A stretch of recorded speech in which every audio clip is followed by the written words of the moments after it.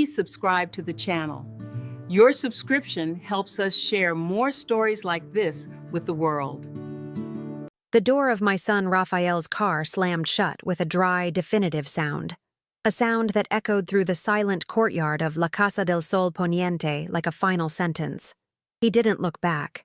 I saw him through the dusty glass of the reception area, an elegant and hurried figure, adjusting the tie of his expensive suit before getting into his imported vehicle, the same car I helped him buy with the money from the sale of my modest flower shop. The smell of disinfectant and loneliness was already beginning to cling to my simple dress, a scent that seemed to nullify the decades of the perfume of damp earth and rose petals that had always defined me. His words still floated in the heavy air of the car, spoken with a nervousness he tried to disguise as concern. "Mama, it's for the best. A quiet place where you can rest. They're from another world, you see. Victoria's family. They don't—" He never completed the sentence, but he didn't have to.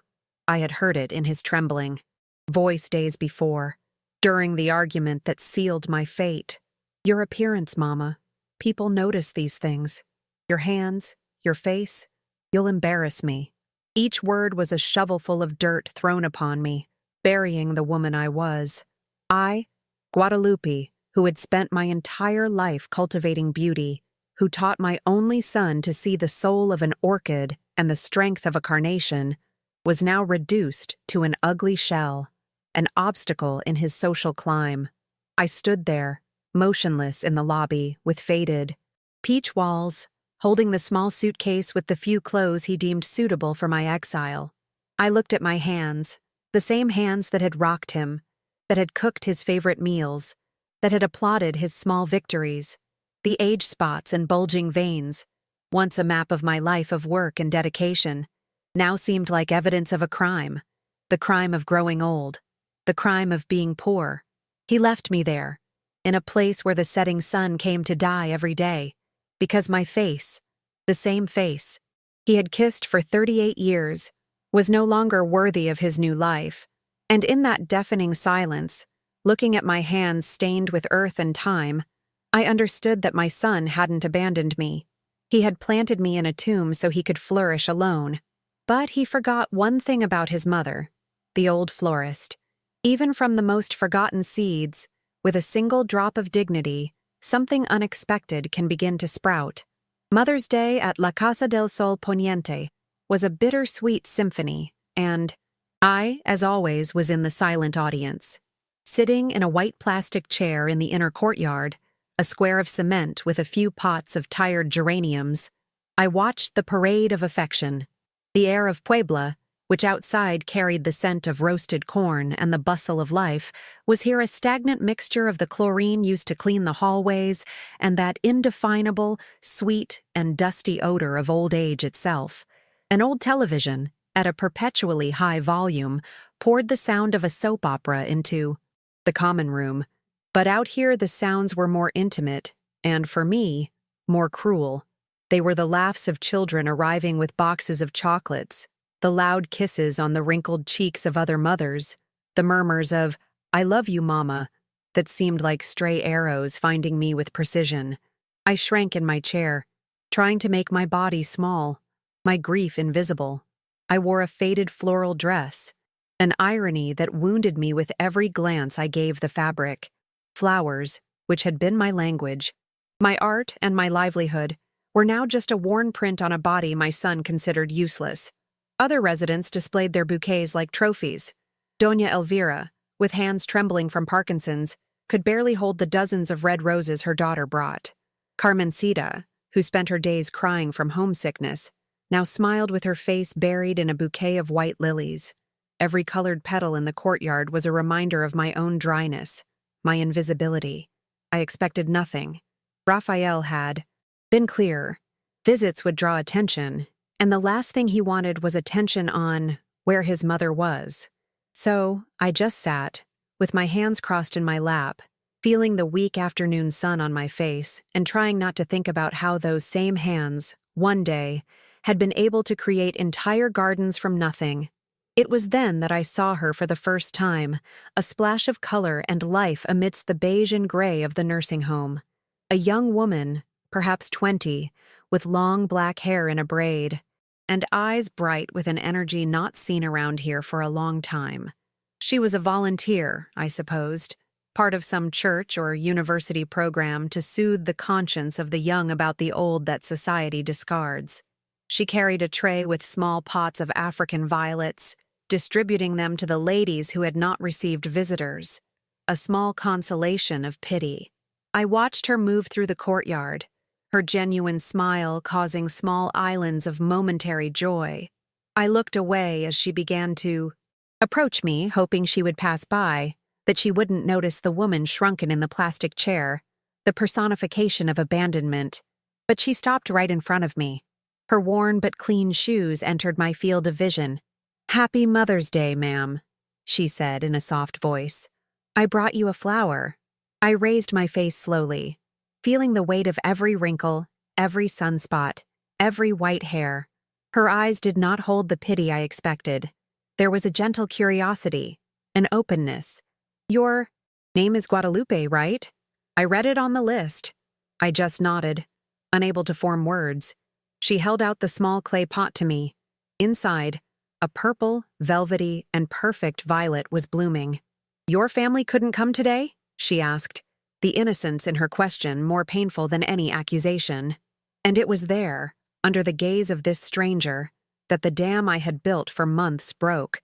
The tears I swallowed every night rose in my throat, hot and bitter. And I said, my voice choked, the words that echoed in my mind like a curse, the truth I had never dared to verbalize to another soul. "My son? He didn't come. He thinks I'm too ugly to be his mother." Saying those words aloud was like breaking a bone inside me. The pain was sharp, physical.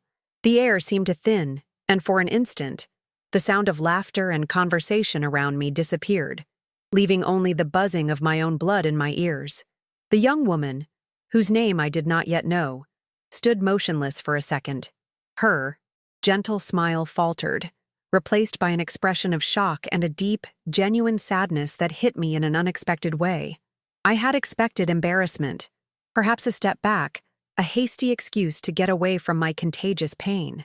Instead, she placed the tray of flowers on the ground, knelt before me, ignoring the cement dust, and took my trembling hands in hers. Her hands were warm and soft, and the contact was so surprising it made me gasp. "That's not true," she whispered, and her eyes filled with tears. "Not for me, but with me. No mother is ugly. The ugliness is not in you." And then she did something that completely disarmed me. She hugged me. Not a formal or hurried hug, but a tight, protective embrace, as if she were trying to piece together the fragments of my dignity scattered on the floor. I allowed myself to collapse into her arms, my body shaking with silent sobs that rattled my tired bones. It was the first affectionate human touch I had received in months, since Raphael's quick, guilty hug at the door of this place. The smell of her shampoo, something like coconut and vanilla, was the smell of life, of the outside world, of the normalcy from which I had been amputated. She said nothing more. She just stayed there, holding me as I wept for the humiliation, the loneliness, and the pain of being rejected by the only person in the world I had loved unconditionally. That hug from a complete stranger was an act of rescue. It didn't erase the wound, but it cleansed it, allowing air to enter for the first time, showing me that the shame Raphael had imposed on me did not have to be mine. The shame belonged to him. When I finally pulled away, wiping my face with the back of my hands, the young woman was still there, looking at me with a compassion that was a balm. "My name is Sophia," she finally said. "I lost my grandmother last year. She loved violets too. There was a bridge there, a connection forged in loss and longing." She picked up the small pot from the floor and placed it gently in my lap. "Please, keep it." I looked at the small plant, at its sturdy green leaves and its intensely velvety purple flower. It was so small, yet so full of life. In that moment, the violet ceased to be a consolation prize and became a symbol. It was proof that someone had seen me. Not the abandoned old woman, not the ugly burden, but Guadalupe. Sophia stayed with me for the rest of the afternoon, listening in silence as the words, once trapped, began to flow. I spoke. Of my flower shop, of how I knew the secret to making gardenias bloom, of the smell of the earth after the rain, of the husband I lost too soon, and of the son I raised to be a good man, without understanding where along the way he had gotten lost. Sophia offered no easy advice or false hopes. She just listened, and her act of listening was the greatest gift I could have received. When the sun began to set, painting the faded walls in shades of orange and pink, and the other families began to say their goodbyes, I no longer felt so alone. I was still an abandoned woman in a nursing home, but now, holding that small pot, something had changed inside me. That day, holding that violet, I didn't know I was holding a seed that was not for my son, nor for the memory of what I had lost. It was a seed just for me, and I was about to discover that even in the most forgotten and arid soil, life still insisted on finding a way to the light. Before La Casa del Sol Poniente, there was El Jardín de Lupe. My small flower shop was not a business. It was an extension of my soul. I inherited it from my mother, just as I inherited a way with the earth. The walls were a vivid blue, always a little peeled by the humidity, and the cement floor was permanently stained with soil. The air inside was my own definition of paradise, a mix of the sweet and spicy scent of carnations, the powdery fragrance of gardenias, and the clean green aroma of freshly cut stems. It was in that small universe that I raised Raphael.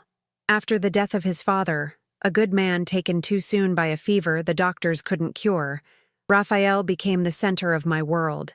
Every flower I sold, every arrangement I assembled for weddings and baptisms, was a brick in the construction of his future. I remember the nights I stayed up late, my hands sore and scratched by rose thorns, to make sure he had the best school uniform. I remember selling my late husband's gold wristwatch, the only valuable piece of jewelry I owned, to buy the set of encyclopedias he wanted so badly. For me, it was not sacrifice, it was love in its most practical form. He was a good boy. He would sit on a stool in the back of the shop, doing his homework, while I worked. I taught him to tell a tulip from an anemone, to understand that the most resilient beauty often comes from the deepest roots. He promised that when he grew up, he would buy me the biggest greenhouse in Puebla, so my hands would never be rough again. It was the two of us against the world, and our little garden was our fortress. Love was the fertile soil from which everything sprouted. The change was subtle, like a frost that arrives in the night and is only noticed in the morning, in the fragile sheen that covers the petals. It began when Raphael got the job as an assistant manager at the most luxurious hotel in the city. At first, it was pure joy. He would come home exhausted but with shining eyes, telling me about the important guests, about the silver cutlery and the towels that were softer than clouds. I listened with pride, my mother's heart swelling with each achievement. But gradually, the stories changed their tone. He no longer spoke with admiration, but with aspiration. He started using words like networking, image, status. The first time he corrected me, it was like a small pinprick. "Mama, please don't use that slang. People notice." Then came the criticism of my clothes. "That dress is beautiful, Mama, but maybe it's too colorful, too Mexican." He would say it with an awkward smile, as if he were doing me a favor, educating me for a world I would never inhabit. Visits to the flower shop became rarer. He claimed fatigue, late meetings. When he did come, he seemed uncomfortable, as if the smell of earth and flowers was something he needed to purify himself from before returning to his aseptic universe of marble and air conditioning. He began to be ashamed of our home, our street, the life that had nurtured him. The greenhouse he had promised me was forgotten, replaced by the desire for an imported car and an apartment with a view of the city's upscale neighborhood. The fertile soil of our relationship was being slowly poisoned by his ambition, and I, the gardener, watched helplessly as the plant I loved most began to turn away from the sun that had warmed it. The first public humiliation, the one that left an indelible scar, happened on a Thursday night. Rafael decided, in a move I later realized was calculated, to host a small dinner at our home for his boss and his daughter, Victoria, whom he was beginning to date. He told me it was to show he had roots, that he was a family man. I spent 2 days in a frenzy of joy and nervousness.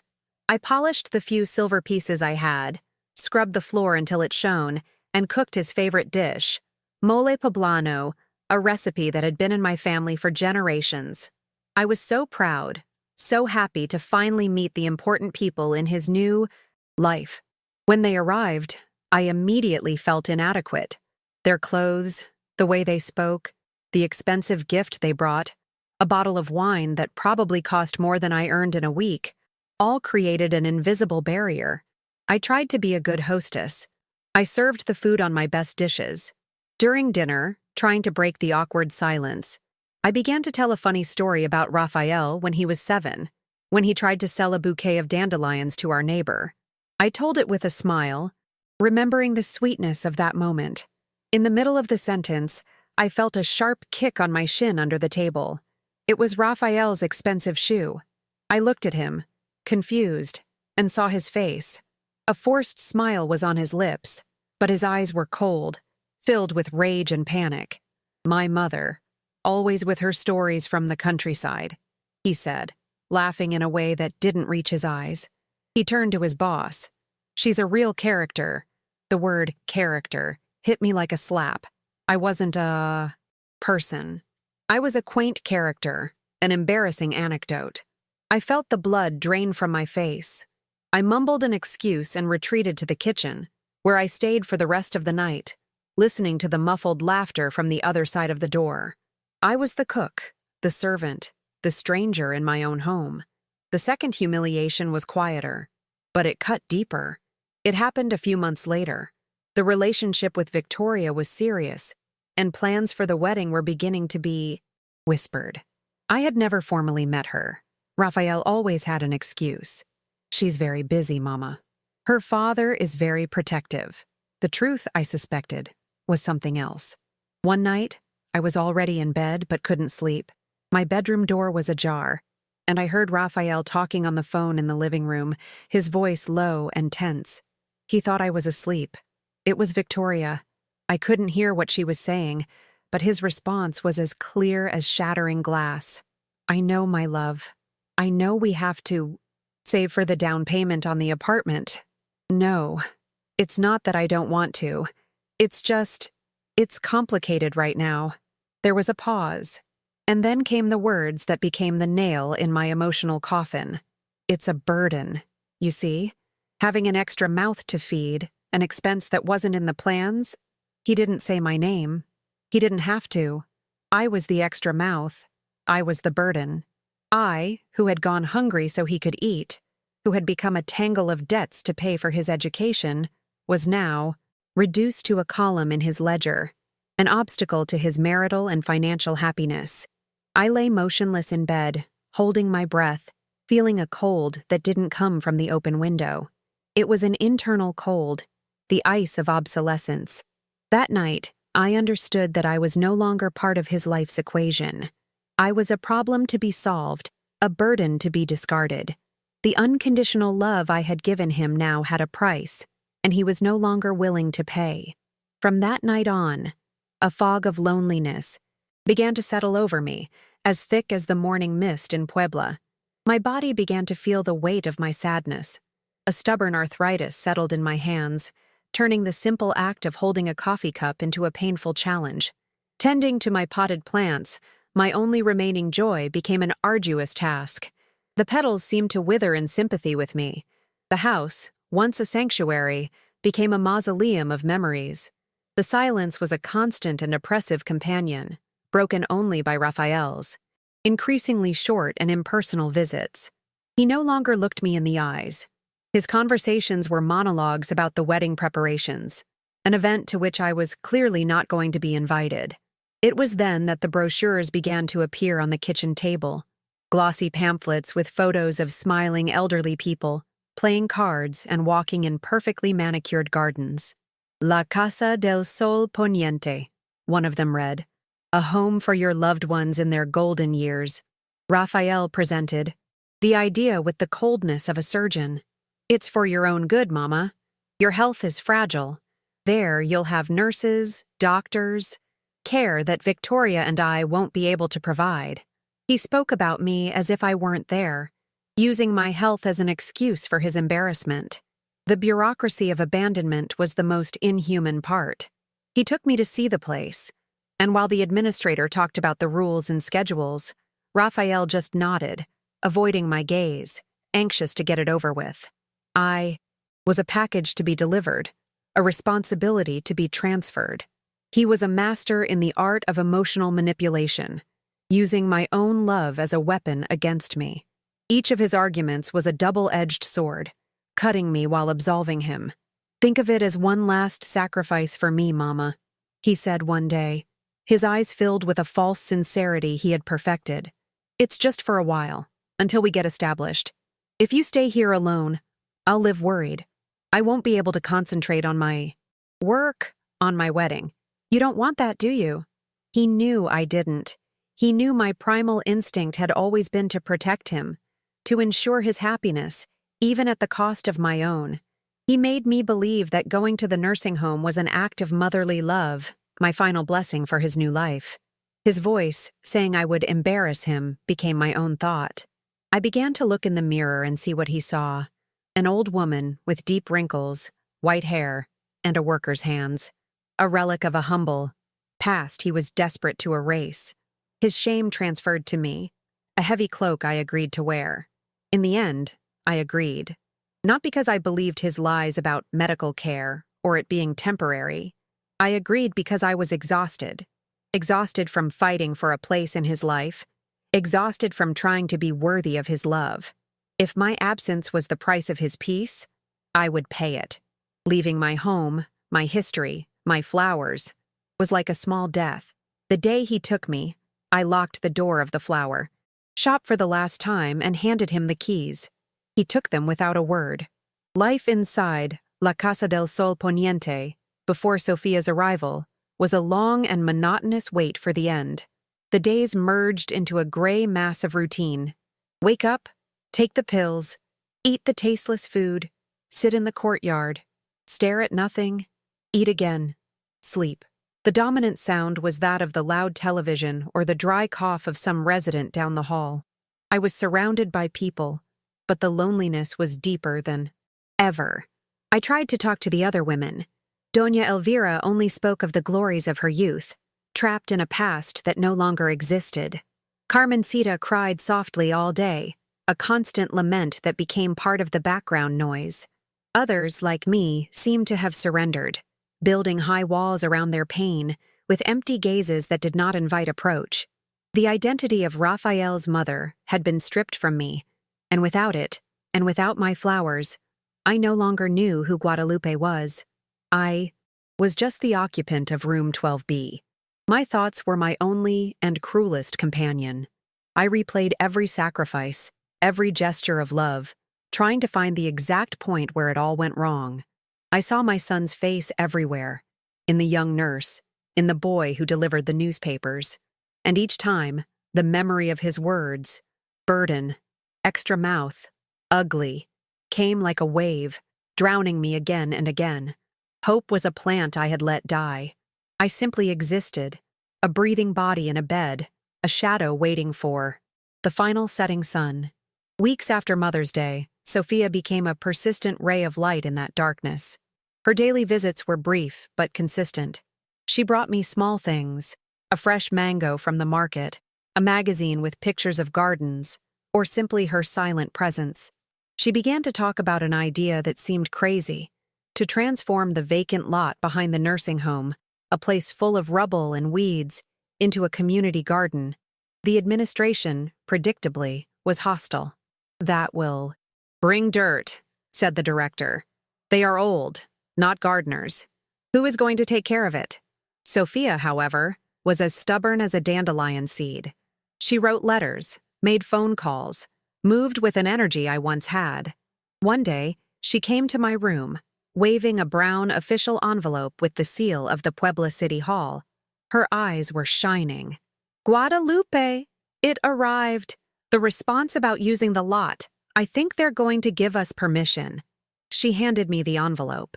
My hands, trembling from arthritis and emotion, hesitated to open it. It was a strange feeling, a mix of fear and a spark of something I hadn't felt in a long time.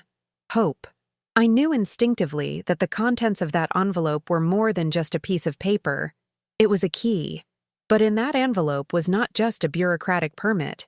In that envelope was a truth that would change everything. With trembling but steady hands, I held the brown envelope that Sophia handed me. The paper was rough, official. Its weight seemed disproportionate to its size, as if it contained more than simple sheets. Sitting on the edge of my narrow bed, under the dim light of the room's single bulb, we opened it together. Inside, as expected, was a permit from the city granting permission to use the vacant lot, citing an old municipal law encouraging community projects. Sophia's heart leaped. "We got it, Guadalupe! We got it!" She celebrated, hugging me tightly. But my eyes were fixed on another document stapled to the permit, a yellowed copy with worn edges, attached as a legal reference. It was the original deed to the property where La Casa del Sol Poniente was built. My eyes scanned the text, the elegant but faded handwriting from nearly a century ago. And then I saw it. The name of the land's original donor, Don Ramiro Flores, my late husband's grandfather, Rafael's great-grandfather. A shiver ran down my spine. Stories my husband used to tell about his family's lost wealth, about lands donated to the church and the city, came back to my mind like ghosts. And then, further down, in an addendum paragraph, was the clause that would change the course of my life. This land is perpetually donated for the shelter and care of the elderly of Puebla, under the explicit and irrevocable condition that a therapeutic and community garden be maintained on its premises for the physical and spiritual well-being of its residents. The curatorship of a portion of this garden shall be offered, by right, to a member of the Flores family or their direct descendants, should they so desire, as guardians of this land's promise. I read the sentence once, twice, 3 times. The air left my lungs. That land was not a favor we were asking for. It was my legacy.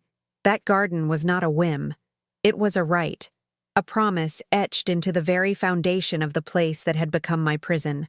A deep silence settled in the room, broken only by my ragged breathing. Sophia looked at me, her eyes wide with astonishment, slowly, comprehending the magnitude of the discovery. But the real revolution was happening inside me. In that instant, the image I had of myself, that of an ugly, useless old woman, abandoned for being a burden, began to crack. The shame that Raphael had poured over me, a thick, suffocating layer, began to shatter, falling at my feet like old plaster. I was not an intruder. I was not a burden. I was a Flores by marriage, and my son was a Flores by blood. I was heir to a promise. The nursing home wasn't doing me a favor by housing me. They were violating a sacred contract, neglecting the very soul of their mission. That vacant lot, covered in rubble, was not just an empty space. It was a symbol of negligence, of forgetfulness, of how they had turned a place that should be for life into a warehouse for people. My mission, suddenly, became clear and sharp as a shard of glass. It was no longer about planting a few violets to brighten my days. It was about unearthing a forgotten justice. It was about honoring the memory of a family and forcing this place to fulfill its purpose. The pain of Raphael's rejection, still present, was suddenly overshadowed by a new and powerful feeling. Purpose. I looked at my hands, no longer with shame for their spots and wrinkles, but with a new respect. They were the hands of a gardener, the hands of a curator. They were the hands that would make that dead land bloom again, not for revenge, but by right. The woman who cowered in the shadows had died. In her place, a silent guardian was beginning to rise. The next morning, I walked to the director's office. Sophia was by my side, a silent and firm support. My step was still slow, My body still felt the weight of my 70 years, but my spine was straighter than it had been in a long time. The director, a middle-aged woman with a perpetual air of impatience, received us with visible irritation. "Ah, Mrs. Guadalupe and the young lady. Look, I've already said that the garden idea, while noble, is logistically unfeasible. We don't have the staff, we don't have the budget," she began, already dismissing us with a wave of her hand. I said nothing. I just approached her dark wooden desk and, with a calm gesture, placed the copy of the deed on a stack of papers. With my index finger, I pointed to the clause. "Please, read this," I requested, my voice low but resonating with an authority that surprised all three of us. The director picked up the paper, her eyes scanning the text with disdain, which slowly turned to confusion, then disbelief, and finally, a poorly disguised panic. She looked up, the color draining from her cheeks. Her lips opened and closed, but no sound came out. "This can't be," she stammered. "We were never informed of this." I faced her, my gaze steady. "Ignorance does not nullify obligation," I replied, using words that seemed to come from someone else, from a Guadalupe I didn't know existed. "This is no longer a request, Director. It is the claim of a legal and moral right. The garden will be built, and I, as the guardian designated by this deed, will oversee it. You can provide us with the tools, or we can seek them from the community. The choice is yours." We left her office, leaving her pale and speechless. For the first time, I was not a helpless resident. I was the owner of the land beneath my feet. The news of the garden, now officially sanctioned and with a fascinating story behind it, spread like wildfire. Sophia, with her knowledge of the digital world, helped a small local blog write a story. Elderly woman in nursing home discovers ancestral rite and transforms abandoned lot into garden of hope. The story was small but inspiring. And that's how Raphael found out. He didn't call, he didn't ask. He showed up. He strode into the nursing home's courtyard like a hurricane, his face a mask of contained fury, his expensive suit looking out of place amidst our humble reality. He found me near the lot where Sophia and I, with the help of two other excited residents, were beginning to clear the trash. He grabbed me by the arm, his strength surprising me. "What do you think you're doing?" he hissed, his voice low so as not to attract the attention of others, but laced with venom. "Giving interviews? Becoming news? Do you have any idea what this could cause? I put you here to be quiet, to not embarrass me. And you do this? You try to get the whole city's attention to humiliate me?" His eyes were wild. He didn't see a mother. He saw a traitor. Every word was an accusation, a distortion of reality. To him, my awakening was not about dignity or justice. It was a personal attack, a deliberate act to sabotage his image, to expose the son who had hidden his ugly mother. He was accusing me of doing exactly what he most feared, making my existence public, and by consequence, his as well. This time I did not back down. I pulled my arm from his grasp with a calm strength that surprised him. I looked directly into his eyes, and for the first time, I saw not the boy I had raised, but the frightened and cruel man he had become. His fear no longer intimidated me. My voice, when it came out, was as level and calm as the surface of a lake on a windless day. "Shame, Raphael?" I began, and the sound of his name on my lips sounded different, as if I were addressing a stranger. "You dare speak to me of shame? Shame, my son, is looking in the mirror every day, knowing that you measured your own mother's worth by the smoothness of her skin. Shame is treating the woman who gave you life like an old piece of furniture that doesn't match the decor of your new house. Shame is having a heart so poor that it's afraid your mother's love and wrinkles might tarnish the gleam of your success." I paused, letting my words hang in the air between us. "This garden," I continued, gesturing to the bare earth, "has nothing to do with you. I'm sorry to disappoint you, but for the first time in a very, very long time, the world does not revolve around you. This is about your grandfather's memory. It's about the Flores family's promise. It's about these people who, like me, were discarded and forgotten. And finally, it's about me. It's about my decision that no one, not even my own son, has the right to tell me I am too ugly to blossom." Raphael stared at me, his face shifting from rage to utter bewilderment. He opened his mouth to reply, but no words came out. He had expected tears, pleas, the guilty, and submissive mother he knew and controlled. He was not prepared for this woman. He was not prepared for dignity. He looked at me as if I were an apparition, a stranger who had possessed his mother's body. His fury drained away, leaving behind a vacuum of confusion. He took a step back, then another, as if my calmness were a physical force pushing him away.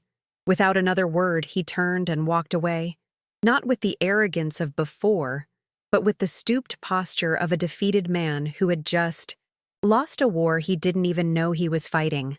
I watched him go, and for the first time I felt no pain, no longing. I felt a kind of melancholic peace.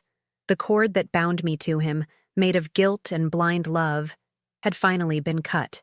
That night, in my room, the silence was not of loneliness, but of sovereignty. I had reclaimed my name, my history, and my soul. But I knew the director would not surrender easily, and that Raphael's fury could turn into something worse.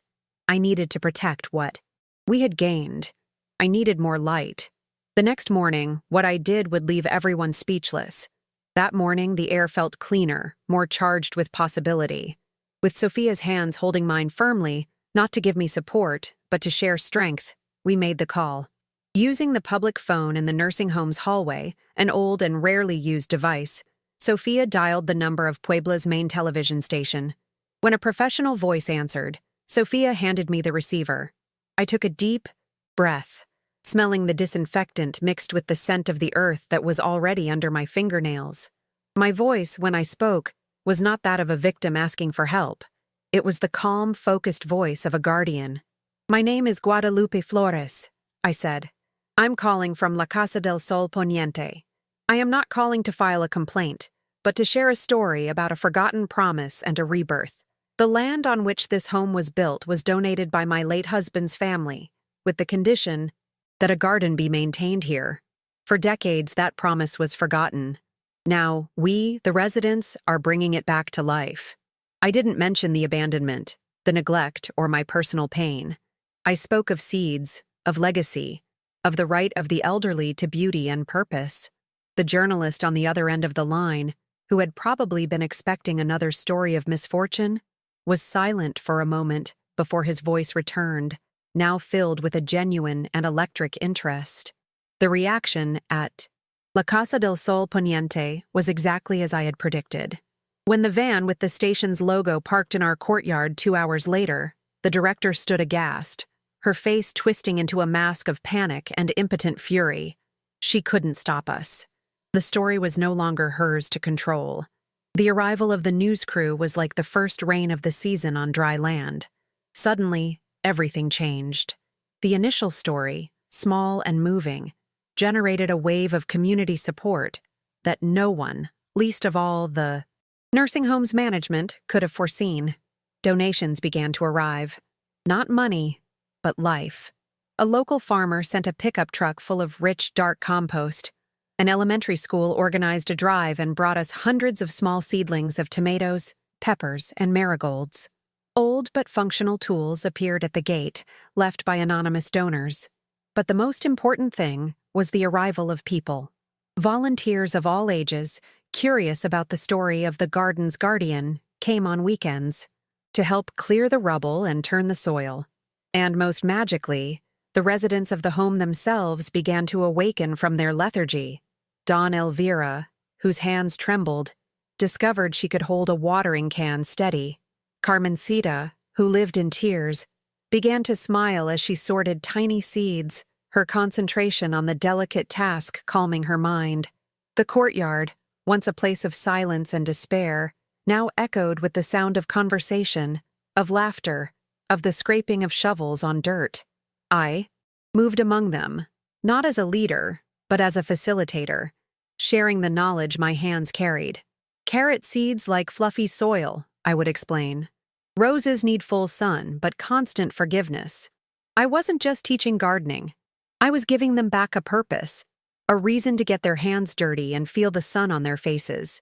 The garden grew with each day, a vibrant green testament to life's refusal to be buried. The culmination of it all happened on Grandparents' Day. The television station returned for a follow-up report, a special to celebrate the occasion. The garden was in full bloom.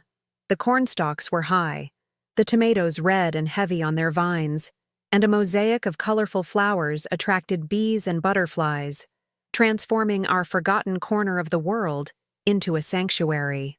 The reporter, a young woman with a warm smile, walked with me among the garden beds. She asked me questions about the plants, about the history of the deed, about the change in the residents' spirits. I answered with simplicity, giving credit to the land and the community. Then, she asked me the final question, the one that would seal all our fates. Senora Guadalupe, seeing all this life you've brought back, what was your true inspiration? I felt the camera's eye on me, but I didn't see the lens. I saw the faces of my new friends.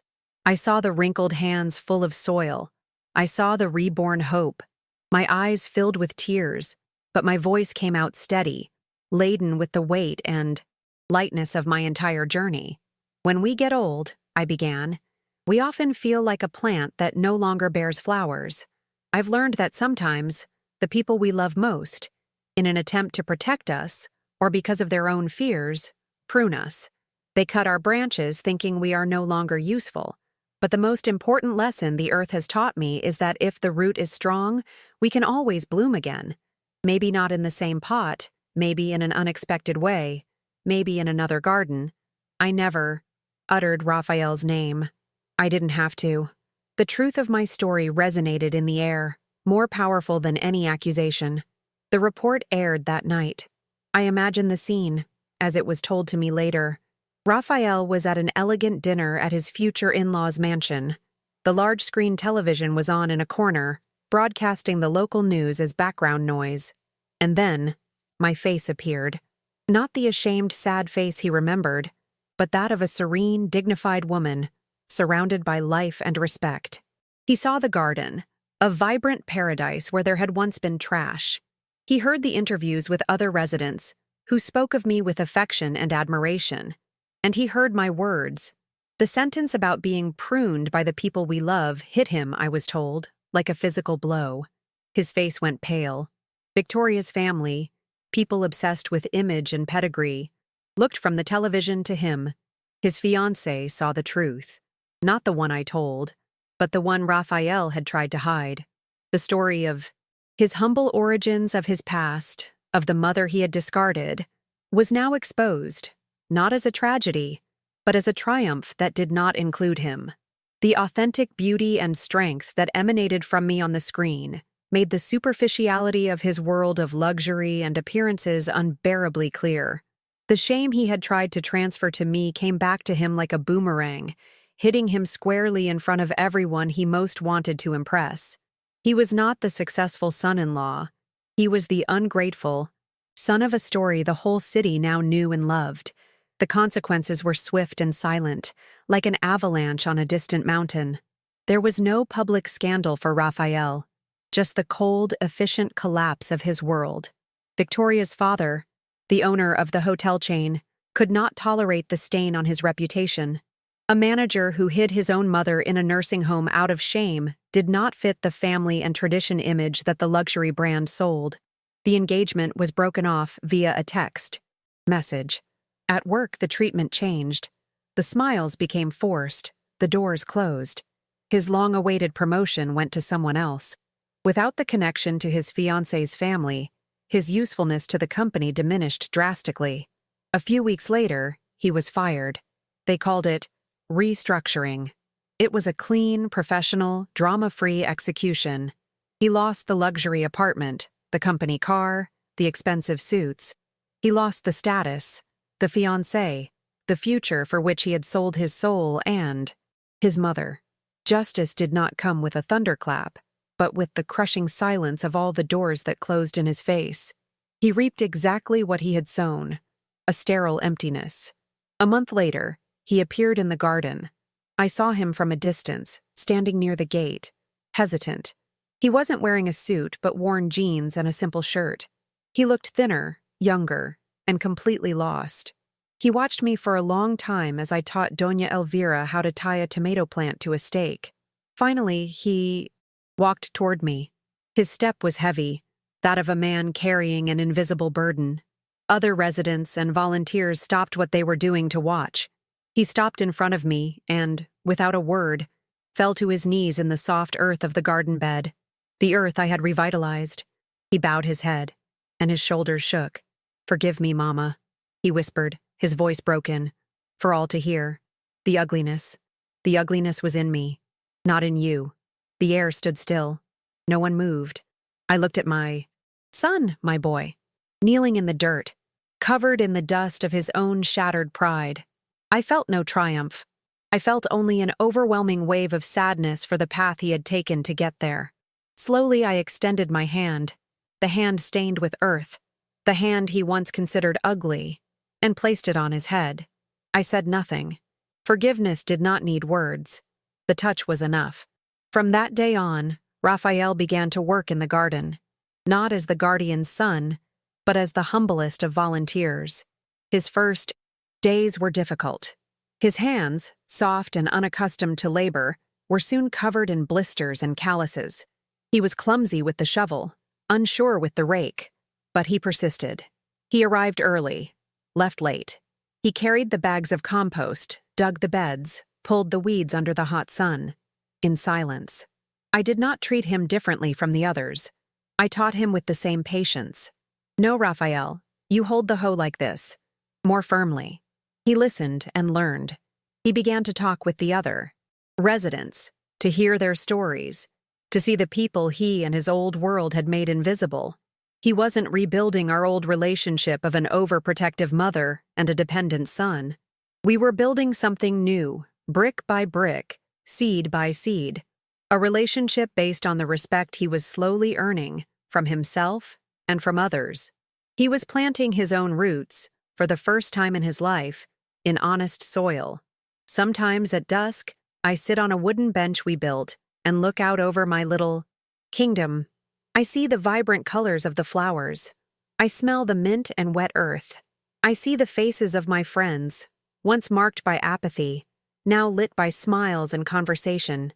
I see my son, his face smudged with dirt, sharing a water bottle with an old man he now calls Padrino, godfather.